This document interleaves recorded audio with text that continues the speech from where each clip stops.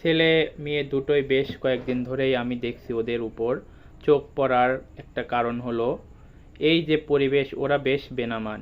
এটা কলকাতা শহরের, এটা বড় নামি দামি হাসপাতাল, নামি দামি বিশাল বড় কার পার্কিং, নানান মডেলের গাড়ি।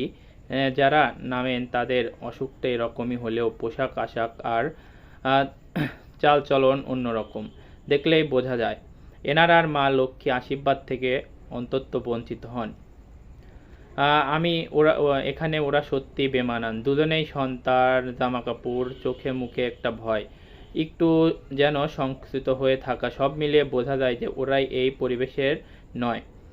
আমি আজ 1 মাস ধরে এই হাসপাতালে পার্ট টাইম বাসিন্দা, কারণ আমার বাবা বাবার বয়স 80 ছুঁই ছুঁই, নানান রোগের শিকার। বর্ষটা একটু জমিয়ে পড়লেই ডবল নিউমোনিয়া, বাড়িতে সামলাতে না পেরে শেষ পর্যন্ত হাসপাতালে। প্রথম দিকে সব ভাই বোন ছুটো করছিল, তারপর আর একটু ভালোর দিকে গেলে যা হয়, সবাই যে যার জগতে। আমি বড় হয়ে সংসার নেই, তারপর সবে রিটায়ার করেছি, তাই আমার উপরেই নিয়মিত দেখাশোনার দায়িত্বটা পড়েছে। সত্যি বলতে আমি একটা কাজ পেয়েছি। এদের এখানে সকালে ভিসারিং আওয়াজ, আবার মাঝে মধ্যে এসে একবার দেখে বাবাকে, আবার লুকাকু বাবা অনেকটাই সুস্থ হয়ে গেছে, সপ্তাহখানেকের মধ্যে ছেড়ে দিবে। বাবা দেখে আমি হাসপাতালের গরুচরে ঘুরে বেড়াই, কখনো লবিতে বসে, কখনো লাঞ্চ কফি খাই, এরপর বিকেলে একবার বাবাকে দেখে সন্ধ্যায় বাড়ি ফিরি। কোনো দিন হয়তো অন্য কেউ এসে, নয়তো আবার বাবার কাছে বসি, কথাটা বলি। বাবা দু একটা কথা বলে, বেশ দুর্বল তবে ভালোর দিকে।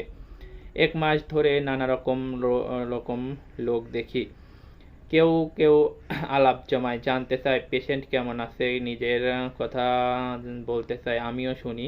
কেউ আমার লবিতে এসে কান্নাকাটি করে, কেউ বেশ খুশিতে বুঝতে পারে যে তাদের রোগীর অবস্থা ভালোর দিকে, কেউ বা ব্যবস্থা বা খরচ নিয়ে ক্ষুব্ধ। কতগুলো মুখ এরকম অন্ধ হতে হতে একদিন হারিয়ে যায়, কি হলো বোঝা যায় না। হয়তোবা অন্য কোনো নিরতন ভালোবাসায় ধনকে তুলে দিয়ে সরে দাঁড়ায়, হেরে যায় সেই চিরন্তন লড়াইয়ে।